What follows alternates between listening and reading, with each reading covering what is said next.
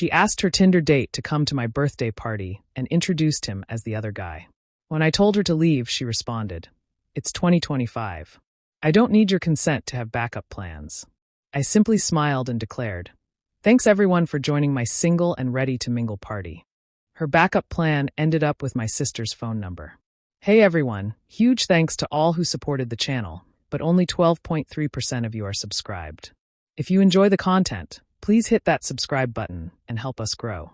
I'm 34, and my birthday was last Saturday. I've been with Jessica for 8 months, and she's been spending most nights at my place for the last 3 months. We've been discussing her officially moving in and making things exclusive. I planned a party at my house for my birthday, inviting about 30 people, including family and close friends. On Friday night, Jessica asked if she could invite someone. Who? Just a friend I've been talking to. Sure, whatever. Saturday afternoon, while I was setting up, this guy showed up. He was tall, decent-looking, and carrying flowers. Not for me, obviously. Hey, I'm Marcus. Jessica invited me. Red flags went up immediately. Jessica never mentioned his name. She only referred to him as a friend. This felt off. Jessica approached with a big smile. Marcus, this is my boyfriend, David. David, this is Marcus. Then she dropped the bomb. Marcus is someone I'm looking into. The noise of the party didn't fade, but my world definitely shifted. Exploring options at my birthday party with a guy she invited?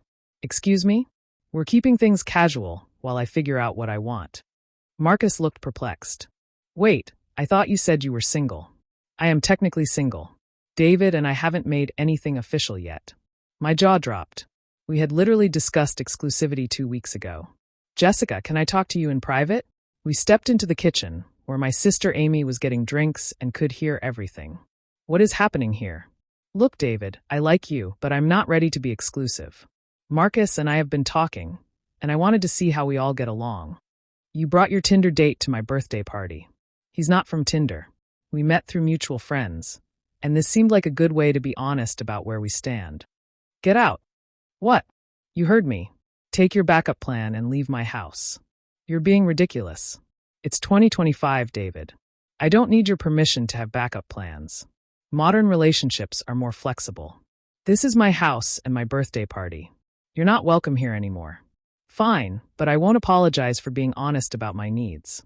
She walked back into the living room, and I followed. Jessica went straight to Marcus, who looked totally lost. Marcus, she told you she was single? I asked directly. Yeah, he replied. She said she was exploring her options after getting out of something complicated. Something complicated was our 8-month relationship where she'd been staying here 3 nights a week. You said you lived with roommates, Marcus said to Jessica. I do live with roommates, but you're his girlfriend. It's complicated, Marcus. That's when I made my decision. I walked to the center of the room and tapped my beer bottle with a fork.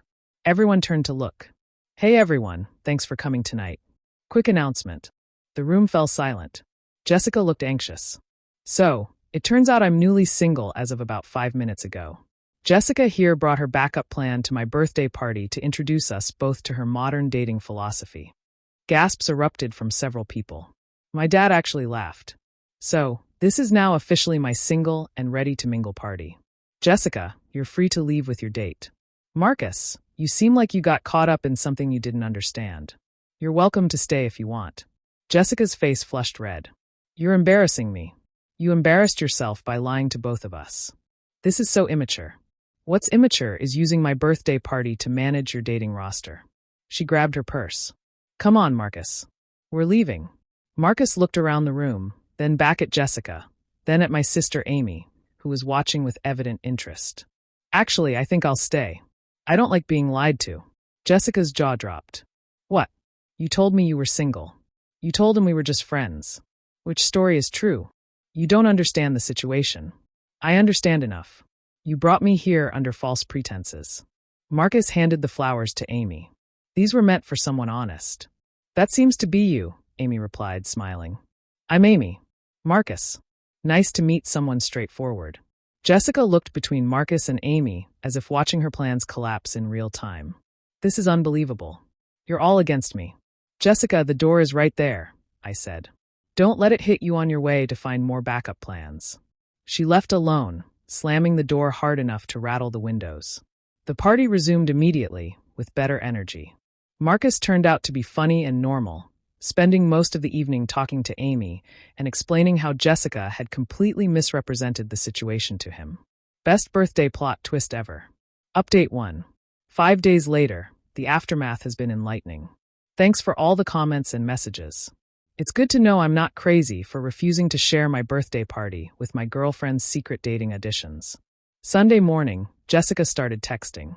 The usual damage control playbook. Last night got out of hand. We should talk. Nothing to discuss, Jessica. You made your position clear. I was just being honest about where we stand. That's healthy communication. Bringing secret dates to my birthday party isn't healthy anything. Marcus wasn't a secret. I told you I was inviting a friend. A friend you're exploring romantic options with while staying at my place 3 nights a week? We never said we were exclusive. David, we literally talked about you moving in here permanently 2 weeks ago. That was just discussion, not commitment. She tried the modern dating angle, lecturing me about how relationships work in 2025 and how exclusivity is an outdated concept. People can care about multiple people at the same time.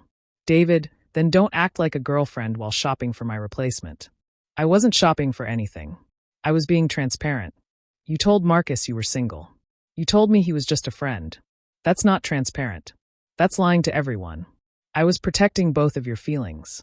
By lying to both of us, she had no answer for that logic. The Marcus and Amy situation developed naturally. He texted her Sunday, asking if she wanted to grab coffee and compare notes about Jessica's stories. Amy called me before responding. Is it weird if I say yes? Why would it be weird? He was supposed to be Jessica's date. He was Jessica's victim just like me. Go for it. They met Sunday afternoon. It turned out Jessica had told Marcus completely different stories about everything. According to her, I was a roommate she occasionally hooked up with when convenient. Amy filled me in on Tuesday. He had no idea you two were serious. She showed him pictures of my place and said she was house-sitting for friends. House-sitting? She told him she was between apartments and staying various places while apartment hunting. The layers of deception were staggering. Jessica created entirely separate narratives for each relationship. When he asked about the flowers, she said they were for the hostess of the party. He thought that was me, so he brought flowers for you originally. Technically, yes. Which makes it even more perfect that he ended up giving them to me. Anyway, Marcus and Amy had their second coffee date on Tuesday and a third one planned for Friday. They're taking it slow, but are definitely interested in each other. On Wednesday, Jessica's friend Kayla called me. David, what you did Saturday was cruel. Kayla, your friend brought a date to my birthday party while pretending to be single to both of us. She was being honest about her feelings. She was being dishonest about basic facts, like whether she was dating anyone. Modern relationships are complicated. They're not, Kayla. You either tell people the truth or you don't. Jessica chose lying. She cares about you. She cared about having options without consequences. Kayla hung up, frustrated when I wouldn't accept that Jessica was just confused about modern dating. The best part came Thursday. Jessica tried calling from her mom's phone, thinking I wouldn't recognize the number. David, we need to work this out. Jessica, I told you we're done. You can't just end 8 months over one misunderstanding. It wasn't a misunderstanding. You brought another man to my birthday party and told him you were single. That was poor timing. Poor timing would be bringing him the wrong weekend. This was poor character. She hung up when she realized I wasn't budging. On Friday night, Marcus and Amy had their third date. Amy texted me afterward, saying it went really well. Apparently, they spent most of dinner laughing about how they met under such strange circumstances. Sometimes the trash takes itself out and brings you a better story in the process. Update 2. 3 weeks later, this week brought the full scope of Jessica's dating strategy into focus. The manipulation was more extensive than anyone realized. She created a fake number to text me Monday, using the same talking points about how I overreacted and ruined a good thing. David, we could have worked through this if you weren't so rigid about relationships. Jessica, you lied to multiple people simultaneously. That's not flexibility. That's deception. I never lied. I was honest about exploring my options. You told Marcus you were single. You told me he was just a friend.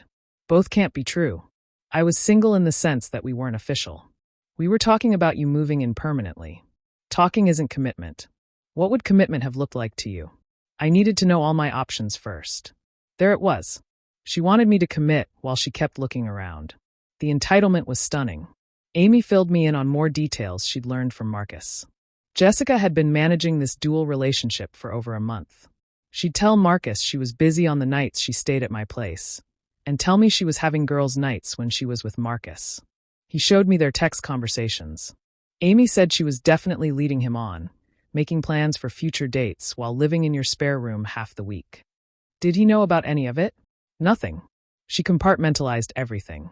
Different social media accounts, different friend groups. He never saw any evidence of you.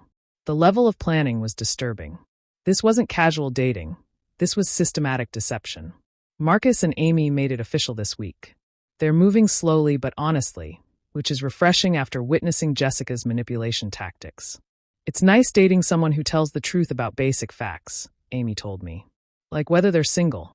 Revolutionary concept, apparently. Thursday brought Jessica's most desperate attempt yet. She showed up at my door with a whole speech prepared. David, I realize I handled everything wrong. I should have been more direct about my needs. Your need to date multiple people while lying to all of them? I was scared of commitment. I thought if I kept my options open, I'd feel more secure. How did that work out? I lost you and I lost Marcus. I have no options now. Actions have consequences, Jessica. Can we start over? I know what I want now. What you want is whatever you can't have. 2 weeks ago, you wanted backup plans. I was confused. You were calculating. There's a difference. Please don't throw away 8 months over one mistake. 8 months of you planning exit strategies while I planned a future. That's not one mistake. She left in tears this time, as reality finally sunk in. Her friend group began taking sides once the full story came out. About half thought her behavior was unacceptable. The other half sided with her, claiming I was controlling. I lost a few mutual acquaintances, but honestly, good riddance. Anyone who thinks simultaneously dating multiple people while lying to all of them is acceptable modern behavior isn't worth keeping around. My dating life actually improved. Being honest about being single is far better than being in a relationship with someone planning their exit strategy. The birthday party story became legendary among my friends, who keep asking me to recount it at gatherings. The look on Jessica's face when Marcus chose Amy over her gets funnier every time. Final update 2 months later. Time for the last chapter on this birthday party disaster. It's been 2 months since Jessica brought her backup plan to my party and watched him leave with my sister. The long-term consequences have unfolded just as you'd expect when someone gets caught juggling multiple relationships with elaborate lies. Jessica's dating life became significantly more difficult once word spread about her backup plan philosophy. My friends talked to their friends, Amy told her coworkers, and Marcus mentioned it to his group. Small-town dynamics mean reputations matter. She tried creating new dating profiles with different photos, but the stories kept catching up with her. Apparently, she used the same tactics with other guys and patterns emerged. Her social circles split permanently. The friends who defended her modern dating approach found themselves dealing with similar drama when Jessica applied her strategy to their boyfriends. Loyalty has limits, especially when it comes to relationship poaching. Jessica reached out one final time about 3 weeks ago, taking a completely different approach. David, I know you've moved on, but I wanted to apologize properly. Jessica, I moved on the night you brought Marcus to my party. I realize now how wrong I was. The whole situation was manipulative and dishonest. Good that you recognize it. Is there any chance we could try again? I understand commitment now. You understand consequences. That's different. I learned from my mistakes. You learned that lying to multiple people simultaneously has social costs. That's not the same as learning honesty. I would be different this time. Jessica, you spent a month creating elaborate lies to manage 2 relationships. That's not impulsive behavior. That's systematic deception. People can change. They can. But trust can't be rebuilt on this foundation. That conversation marked the end of our contact. She finally accepted that some bridges can't be rebuilt once burned. Marcus and Amy's relationship flourished completely. They moved in together last month.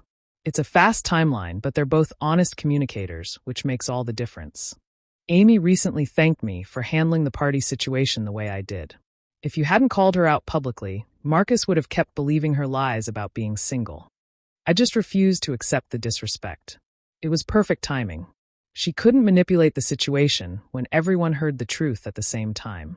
The birthday party became a cautionary tale in our social circle, mentioned whenever someone talks about modern dating complications. Jessica bringing her backup plan, who then chose my sister, is peak ironic justice. My dating life improved dramatically as I started seeing someone new who finds the whole story hilarious rather than concerning.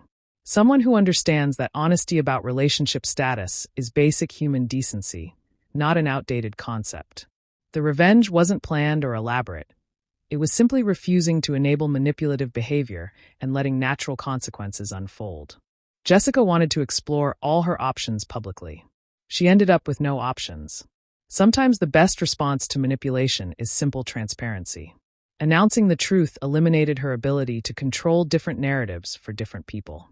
She got exactly what she asked for: freedom to explore her options without my interference. She just didn't anticipate that her backup plan would explore better options immediately. That's real modern dating behavior.